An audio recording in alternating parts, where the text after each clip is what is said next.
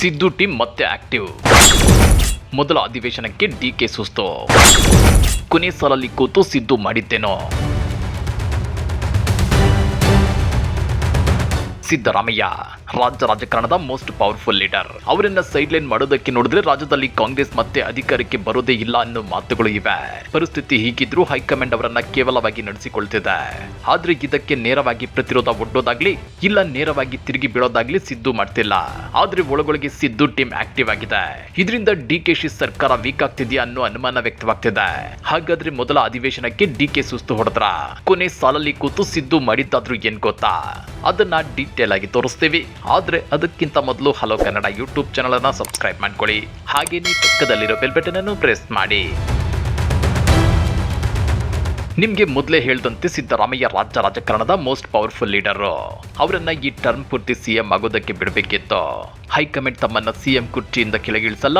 ನನ್ನ ವಿಷಯದಲ್ಲಿ ಹೈಕಮಾಂಡ್ ಇಂತ ಆತುರದ ನಿರ್ಧಾರ ತೆಗೆದುಕೊಳ್ಳೋದೇ ಇಲ್ಲ ಅಂತೇಳಿ ಸಿದ್ದರಾಮಯ್ಯ ಭಾವಿಸಿದ್ರು. ಹೀಗಾಗಿನೇ ಸಿಎಂ ಕುರ್ಚಿ ಬದಲಾವಣೆ ವಿಚಾರ ಬಂದಾಗ್ಲೆಲ್ಲ ಸಿದ್ದರಾಮಯ್ಯ ಹೈಕಮಾಂಡ್ ಮಾತೆ ಫೈನಲ್ಲು ರಾಹುಲ್ ಗಾಂಧಿ ಹೇಳಿದ್ರೆ ಸಿಎಂ ಕುರ್ಚಿಯಿಂದ ಕೆಳಗಿಳಿತೀನಿ ಅಂತ ಹೇಳ್ಕೊಂಡು ತಿರುಗಾಡ್ತಿದ್ರು. ಜೊತೆಗೆ 2.5 ವರ್ಷ ಆದ್ಮೇಲೂ ಮತ್ತೆ 6 ತಿಂಗಳು ಸಿಎಂ ಆಗಿದ್ರು. ಆದ್ರೆ ಅದ್ಯಾವಾಗ ರಾಹುಲ್ ಗಾಂಧಿ ಸಿದ್ದರಾಮಯ್ಯನವರಿಗೆ ಸಿಎಂ ಕುರ್ಚಿಯನ್ನ ಬಿಟ್ಟುಕೊಡಲು ಹೇಳಿದ್ರು ಆಗ ಖುದ್ದು ಸಿದ್ದರಾಮಯ್ಯನವರೇ ಶಾಕ್ ಆಗಿದ್ರು. ಬಿಜೆಪಿಯಲ್ಲಿ BS ಯಡಿಯೂರಪ್ಪನವರನ್ನ ಸಿಎಂ ಕುರ್ಚಿಯಿಂದ ಕೆಳಗಿಳಿಸಿದಂತೆ ನನ್ನನ್ನು ಸಿಎಂ ಕುರ್ಚಿಯಿಂದ ಕೆಳಗಿಳಿಸಿಬಿಟ್ರಲ್ಲ ಅನ್ನೋ ನೋವು ಸಿದ್ದರಾಮಯ್ಯನವರನ್ನ ಇನ್ನಿಲ್ಲದಂತೆ ಕಾಡಿತ್ತು.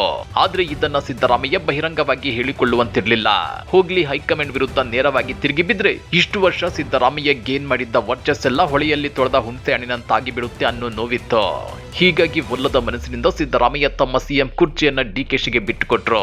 ಆದ್ರೆ ಇದೇ ವೇಳೆ ತಮ್ಮ ಪವರ್ ಮತ್ತು ಪ್ರಭಾವ ಪಕ್ಷದಲ್ಲಿ ಕುಗ್ಗದಂತೆ ಸಿದ್ದರಾಮಯ್ಯ ಚಾಣಾಕ್ಷ ಹೆಜ್ಜೆ ಇಟ್ಟಿದ್ರು. ಡಿಕೆಶಿ ಸಿಎಂ ಆದ್ರೂ ಅದನ್ನ ಆ ಕ್ಷಣಕ್ಕೆ ವಿರೋಧಿಸಲಿಲ್ಲ.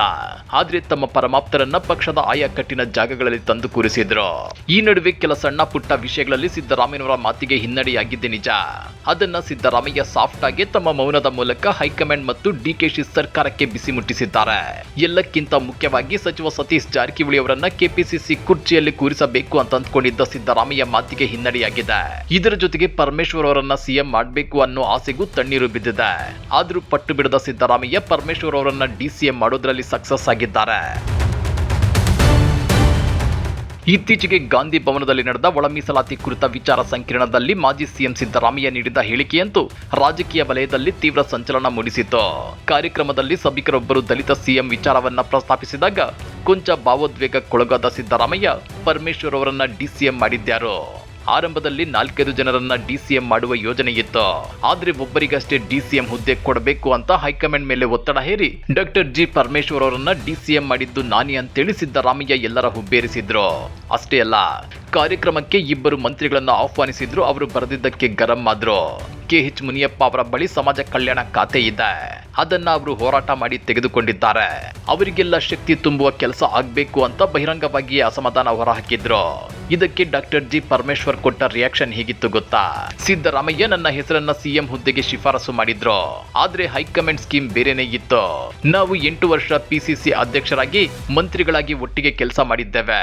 ಸಿದ್ದರಾಮಯ್ಯ ನನ್ನ ಹೆಸರನ್ನ ಶಿಫಾರಸು ಮಾಡಿದ್ರಲ್ಲಿ ನನಗೂ ಆಶ್ಚರ್ಯವಿಲ್ಲ ಅಂತ ಹೇಳೋ ಮೂಲಕ ಸಿದ್ದರಾಮಯ್ಯ ಬೆಂಬಲ ತಮಗಿದೆ ಅನ್ನೋದನ್ನ ಬಹಿರಂಗವಾಗಿಯೇ ಡಾಕ್ಟರ್ ಜಿ ಪರಮೇಶ್ವರ್ ಒಪ್ಪಿಕೊಂಡಿದ್ದಾರೆ. ನೋಡಿದ್ರಲ್ಲ, ಸಿದ್ದರಾಮಯ್ಯ ಹೊರಗಡೆ ಎಷ್ಟು ಸಾಫ್ಟ್ ಆಗಿ ಕಾಣ್ತಿದ್ದಾರೋ ಒಳಗೊಳಗೆ ತಮ್ಮದೇ ಆದ ಗೇಮ್ ಪ್ಲಾನ್ ಅನ್ನ ಅಷ್ಟೇ ಚಾಣಾಕ್ಷತನದಿಂದ ಎಕ್ಸಿಕ್ಯೂಟ್ ಮಾಡ್ತಿದ್ದಾರೆ. ಆದ್ರೆ ಈ ಆಂತರಿಕ ಶಕ್ತಿ ಪ್ರದರ್ಶನದ ನೈಜ ಜಲಕ್ ಕಾಣಿಸಿಕೊಂಡಿದ್ದು ಎಲ್ಲಿ ಗೊತ್ತಾ? ರಾಜ್ಯ ವಿಧಾನಮಂಡಲದ ಅಧಿವೇಶನದಲ್ಲಿ. ಹೌದು, ಸಿಎಂ ಆಗಿ ಡಿಕೆಶಿ ಎದುರಿಸಿದ ಮೊದಲ ಅಧಿವೇಶನದಲ್ಲೇ ಸಿದ್ದರಾಮಯ್ಯನವರ ಸೈಲೆಂಟ್ ನಡೆ ಇಡೀ ಸದನವೇ ಶಾಕ್ಗೆ ಗುರಿಯಾಗುವಂತೆ ಮಾಡಿತ್ತು. ಅಷ್ಟಕ್ಕೂ ಸದನದ ಕೊನೆ ಸಾಲಿನಲ್ಲಿ ಕೂತು ಸಿದ್ದರಾಮಯ್ಯ ಮಾಡಿದ್ದಾದ್ರೂ ಏನ್ ಗೊತ್ತಾ? ಇನ್ನ ಇತ್ತೀಚೆಗೆ ನಡೆದ 8 ದಿನಗಳ ವಿಧಾನಮಂಡಲ ಅಧಿವೇಶನವಂತೂ ಸಿಎಂ ಡಿಕೆ ಶಿವಕುಮಾರ್ ಅವರಿಗೆ ಅಕ್ಷರಶಃ ಪರೀಕ್ಷೆಯ ಸಮಯವಾಗಿತ್ತು. ಸಿಎಂ ಆಗಿ ಡಿಕೆಶಿ ಎದುರಿಸಿದ ಮೊದಲ ಅಧಿವೇಶನವೇ ಇದು. ಆದ್ರೆ ಸದನದ ಒಳಗಡೆ ನಡೆದ ದೃಶ್ಯಗಳೇ ಬೇರೆ ಕತೆ ಹೇಳುತ್ತಿದ್ವು. ಸದನದಲ್ಲಿ ಮಾಜಿ ಸಿಎಂ ಸಿದ್ದರಾಮಯ್ಯ ಅವರು ಮುಂಭಾಗದ ಸಾಲಿನಲ್ಲಿ ವಿರಾಜಮಾನರಾಗುವ ಬದಲು ಸೈಲೆಂಟ್ ಆಗಿ ಕೊನೆಯ ಸಾಲಿನಲ್ಲಿ ಹೋಗಿ ಕುಳಿತುಕೊಂಡಿದ್ರು. ಅಧಿವೇಶನ ನಡೆಯುವಾಗ ಅವರು ಯಾವುದೇ ಚರ್ಚೆಗೆ ಧುಮುಕದೆ ಯಾವುದೇ ಪ್ರತಿಕ್ರಿಯೆ ನೀಡದೆ ಕೇವಲ ಮೌನಕ್ಕೆ ಶರಣಾಗಿದ್ರು. ಮೇಲ್ನೋಟಕ್ಕೆ ನಮ್ಮ ನಡುವೆ ಯಾವುದೇ ಗೊಂದಲವಿಲ್ಲ, ಭಿನ್ನಾಭಿಪ್ರಾಯವಿಲ್ಲ ಅಂತ ತೋರಿಸಿಕೊಳ್ಳಲು ಸಿಎಂ ಡಿಕೆ ಶಿವಕುಮಾರ್ ಏನೆಲ್ಲ ಪ್ರಯತ್ನ ನಡೆಸಿದ್ರು ಸಿದ್ದರಾಮಯ್ಯ ಅವರ ಈ ರಹಸ್ಯ ಮೌನ ಸದನದಲ್ಲಿ ಪ್ರತಿಯೊಬ್ಬರಿಗೂ ಪರೋಕ್ಷವಾಗಿ ಭಾರಿ ಸಸ್ಪೆನ್ಸ್ ಹಾಗೂ ಮುಜುಗರವನ್ನುಂಟು ಮಾಡಿತ್ತು. ಸಿದ್ದರಾಮಯ್ಯ ಅವರ ಈ ಮೌನ ಕೇವಲ ಸಮ್ಮತಿಯಲ್ಲ, ಬದಲಿಗೆ ಡಿಕೆಶಿ ಸರ್ಕಾರಕ್ಕೆ ಒಳಗೊಳಗೆ ರವಾನಿಸುತ್ತಿರುವ ದೊಡ್ಡ ಎಚ್ಚರಿಕೆಯ ಸಂದೇಶ ಅನ್ನೋದು ರಾಜಕೀಯ ಪಂಡಿತರ ಲೆಕ್ಕಾಚಾರ. ಡಿಕೆಶಿಗೆ ಅಧಿವೇಶನದಲ್ಲಿ ಬರೀ ವಿಪಕ್ಷಗಳ ಸವಾಲು ಮಾತ್ರವಿರಲಿಲ್ಲ, ಸ್ವಪಕ್ಷೀಯರ ಆಂತರಿಕ ಬಂಡಾಯವೇ ದೊಡ್ಡ ತಲೆನೋವಾಯಿತು. ಎಂ ಕೃಷ್ಣಪ್ಪ ಮತ್ತು ಪ್ರಿಯಾ ಕೃಷ್ಣ ಬಹಿಷ್ಕಾರ. ವಿಜಯನಗರ ಶಾಸಕ ಎಂ ಕೃಷ್ಣಪ್ಪ ಹಾಗೂ ಪ್ರಿಯಾ ಕೃಷ್ಣ ಅವರ ಅಸಮಾಧಾನ ಇಂದಿಗೂ ತಣ್ಣಗಾಗಿಲ್ಲ. ಸಚಿವ ಸ್ಥಾನ ಸಿಗಲಿಲ್ಲ ಅನ್ನೋ ಮುನಿಸಿನಿಂದ 8 ದಿನಗಳ ಅಧಿವೇಶನ ನಡೆದರೂ ಇಬ್ಬರು ಒಂದೇ ಒಂದು ದಿನವೂ ಹಾಜರಾಗಿರಲಿಲ್ಲ. ಸ್ವತಃ ಸಿಎಂ ಡಿಕೆ ಶಿವಕುಮಾರ್ ಹಾಗೂ ಕೆಪಿಸಿಸಿ ಕಾರ್ಯಾಧ್ಯಕ್ಷ ಬಿಕೆ ಹರಿಪ್ರಸಾದ್ ಅವರ ಮನೆಗೆ ತೆರಳಿ ಮನವೊಲಿಸುವ ಪ್ರಯತ್ನ ನಡೆಸಿದ್ರು ಅಪ್ಪ ಮಗ ಕ್ಯಾರಿ ಅಂದಿರಲಿಲ್ಲ. ಕೆಎನ್ ರಾಜಣ್ಣ ನಿಗೂಢ ನಡೆ ಮತ್ತು ಜೆಡಿಎಸ್ ನಂಟು. ಸಚಿವ ಸ್ಥಾನ ಕಳೆದುಕೊಂಡು ಅಸಮಾಧಾನಗೊಂಡಿರುವ ಕೆಎನ್ ರಾಜಣ್ಣ ಪ್ರತಿದಿನ ಒಂದಲ್ಲ ಒಂದು ರಾಜಕೀಯ ಭವಿಷ್ಯ ನುಡಿಯುತ್ತಿದ್ದಾರೆ. ಇದರ ನಡುವೆ ರಾಜಣ್ಣ ಅವರ ಪುತ್ರ ರಾಜೇಂದ್ರ ಅವರು ದಿಢೀರನ್ನೇ ಮಾಜಿ ಪ್ರಧಾನಿ ಎಚ್.ಡಿ. ದೇವೇಗೌಡರನ್ನ ಭೇಟಿ ಮಾಡಿ ಮಾತುಕತೆ ನಡೆಸಿರೋದು ಕಾಂಗ್ರೆಸ್ ಅಂಗಳದಲ್ಲಿ ಭೂಕಂಪ ಎಬ್ಬಿಸಿದೆ. ಹಾಗಾದ್ರೆ ಅಪ್ಪ ಮಗ ಇಬ್ರು ಜೆಡಿಎಸ್ ಪಕ್ಷ ಸೇರ್ಪಡೆಯಾಗ್ತಾರಾ ಅನ್ನೋ ಚರ್ಚೆ ಈಗ ಗಂಭೀರ ಸ್ವರೂಪ ಪಡೆದುಕೊಂಡಿದೆ. ಒಂದು ಕಡೆ ಸ್ವಪಕ್ಷ ಶಾಸಕರ ಬಹಿಷ್ಕಾರ, ಇನ್ನೊಂದು ಕಡೆ ಸೈಲೆಂಟ್ ಆಪರೇಷನ್ ಗಳ ತಲೆನೋವು. ಅಂದ್ರೆ ಡಿಕೆಶಿಗೆ ಮೊದಲ ಸವಾಲು ಶುರುವಾಗಿದ್ದೇ ಇಲ್ಲಿಂದ. ಸರ್ಕಾರದಲ್ಲಿ ಈಗ ಖಾಲಿ ಇರುವ ಒಂದೇ ಒಂದು ಸಚಿವ ಸ್ಥಾನ ಯಾರಿಗೆ ಸಿಗಬೇಕು ಅನ್ನೋದರ ಮೇಲೆ ಪಕ್ಷದ ಭವಿಷ್ಯ ನಿಂತಿದೆ. ಸಿದ್ದರಾಮಯ್ಯ ತಮ್ಮ ಬೆಂಬಲಿಗರಿಗೆ ಸಿಗಬೇಕು ಅಂತ ಪಟ್ಟು ಹಿಡಿದಿದ್ರೆ ಡಿಕೆಶಿ ಲೆಕ್ಕಾಚಾರ ಬೇರೆನೇ ಇದೆ. ಹಾಗಾದ್ರೆ ಸಂಪುಟದ ಈ ಕಗ್ಗಂಟನ್ನ ಬಿಡಿಸಲು ಹೈಕಮಾಂಡ್ ಅಂಗಳದಲ್ಲಿ ನಡೆಯುತ್ತಿರೋ ಹೈಡ್ರಾಮಾ ಏನ್ ಗೊತ್ತಾ? ಈಗ ಕಾಂಗ್ರೆಸ್ ಸರ್ಕಾರದ ಮುಂದಿರೋ ಪ್ರಮುಖ ಪ್ರಶ್ನೆ ಅಂದ್ರೆ ಖಾಲಿ ಇರೋ ಸಚಿವ ಸ್ಥಾನ ಯಾರಿಗೆ ಸಿಗುತ್ತೆ ಅಂತ. ಸದ್ಯಕ್ಕೆ ಸಂಪುಟದಲ್ಲಿ ಒಂದು ಸಚಿವ ಸ್ಥಾನ ಬಾಕಿ ಇದೆ. ಹೈಕಮಾಂಡ್ ಲೆಕ್ಕಾಚಾರದ ಪ್ರಕಾರ ಅದನ್ನ ಮಹಿಳಾ ಶಾಸಕಿಯೊಬ್ಬರಿಗೆ ನೀಡಬೇಕು ಅನ್ನೋ ಬೇಡಿಕೆ ಇದೆ. ಆದ್ರೆ ಇತ್ತ ಸಿದ್ದರಾಮಯ್ಯ ಹಾಗೂ ಡಿಕೆ ಶಿವಕುಮಾರ್ ಇಬ್ಬರು ತಮ್ಮದೇ ಆದ ಬೆಂಬಲಿಗರನ್ನ ಒಳಗಡೆ ತರಲು ತೀವ್ರ ಲೆಕ್ಕಾಚಾರದಲ್ಲಿದ್ದಾರೆ. ಸಿದ್ದರಾಮಯ್ಯ ಅವರು ಬಸವರಾಜ್ ಶಿವಣ್ಣ ಅವರಿಗೆ ಅವಕಾಶ ನೀಡಬೇಕು ಅಂತ ಪಟ್ಟು ಹಿಡಿದಿದ್ರೆ, ಡಿಕೆಶಿ ಅವರು ಒಕ್ಕಲಿಗ ಸಮುದಾಯದ ಎಂ ಕೃಷ್ಣಪ್ಪ ಅವರ ಹೆಸರನ್ನ ಪರಿಶೀಲಿಸುತ್ತಿದ್ದಾರೆ. ಇದಕ್ಕಾಗಿ ಸಚಿವ ಎಚ್.ಸಿ. ಬಾಲಕೃಷ್ಣ ತಮ್ಮ ಸಚಿವ ಸ್ಥಾನ ತ್ಯಾಗಕ್ಕೆ ಸಿದ್ಧ ಎಂದಿದ್ದಾರೆ. ಆದ್ರೆ ಈ ಯಾವ ಲೆಕ್ಕಾಚಾರಕ್ಕೂ ಹೈಕಮಾಂಡ್ ಸೂಕ್ತವಾಗಿ ಸ್ಪಂದಿಸುತ್ತಿಲ್ಲ. ಇನ್ನೊಂದೆಡೆ ವಾಲ್ಮೀಕಿ ನಿಗಮದ ಹಗರಣಕ್ಕೆ ಸಂಬಂಧಿಸಿದಂತೆ ಬಿ ನಾಗೇಂದ್ರ ಅವರ ರಾಜೀನಾಮೆಗೆ ಬಿಜೆಪಿ ಸದನದಲ್ಲಷ್ಟೇ ಅಲ್ಲದೆ ಬೀದಿಯಲ್ಲೂ ಉಗ್ರ ಹೋರಾಟಕ್ಕೆ ಮುಂದಾಗಿದೆ. ಒಂದು ವೇಳೆ ಬಿ ನಾಗೇಂದ್ರ ರಾಜೀನಾಮೆ ಕೊಡಬೇಕಾಗಿ ಬಂದ್ರೆ ಸಂಪುಟದಲ್ಲಿ ಒಟ್ಟು 2 ಸ್ಥಾನ ಖಾಲಿಯಾಗುತ್ತವೆ. ಅಧಿವೇಶನದ ನೆಪದಲ್ಲಿ ಇಷ್ಟು ದಿನ ದೆಹಲಿಗೆ ಹೋಗಿದ್ದ ಡಿಕೆಶಿ ಈಗ ಅಧಿವೇಶನ ಮುಗಿದ ತಕ್ಷಣವೇ ದೆಹಲಿಗೆ ತೆರಳಿ ಹೈಕಮಾಂಡ್ ನಾಯಕರನ್ನ ಭೇಟಿಯಾಗಲಿದ್ದಾರೆ. ಈ ಭೇಟಿಯಲ್ಲಿ ಸಂಪುಟ ಪುನರ್ರಚನೆ, ಆಂತರಿಕ ಭಿನ್ನಮತ ಶಮನ ಮತ್ತು ಸಿದ್ದರಾಮಯ್ಯ ಟೀಮ್ನ ಸೈಲೆಂಟ್ ಆಪರೇಷನ್ಗೆ ಮುಕ್ತಿ ಸಿಗುತ್ತಾ ಅನ್ನೋದೇ ಸದ್ಯದ ಕುತೂಹಲ. ಕಾಂಗ್ರೆಸ್ ನಲ್ಲಿನ ಈ ಆಂತರಿಕ ಕಚ್ಚಾಟವನ್ನೇ ಬ್ರಹ್ಮಾಸ್ತ್ರ ಮಾಡಿಕೊಂಡಿರೋ ವಿಪಕ್ಷಗಳು ಅದ್ಯಾವ ಮಟ್ಟದ ತಂತ್ರ ರೂಪಿಸಿವೆ. ಇದರ ಮಧ್ಯೆ ಸಚಿವ ಸ್ಥಾನ ಸಿಗದ ಶಾಸಕರು ಹೈಕಮಾಂಡ್ಗೆ ಕೊಟ್ಟಿರೋ ಡೆಡ್ಲೈನ್ ಆದ್ರೂ ಏನೋ? ಆ ಕುರಿತ ಕಂಪ್ಲೀಟ್ ರಿಪೋರ್ಟ್ ಇಲ್ಲಿದೆ ನೋಡಿ. ಸ್ನೇಹಿತರ, ಕಾಂಗ್ರೆಸ್ ಒಳಗಿನ ಈ ಕಚ್ಚಾಟ ಮೌನ ಹಾಗೂ ಅಸಮಾಧಾನಗಳಿಂದಷ್ಟೇ ಅಲ್ಲ, ಇದರ ಜೊತೆಗೆ ವಿಪಕ್ಷಗಳಾದ ಬಿಜೆಪಿ ಮತ್ತು ಜೆಡಿಎಸ್ ಈ ಅವಕಾಶವನ್ನ ಹೇಗೆ ಬಳಸಿಕೊಳ್ತಿವೆ ಅನ್ನೋದು ನಿಜಕ್ಕೂ ರೋಮಾಂಚಕರ.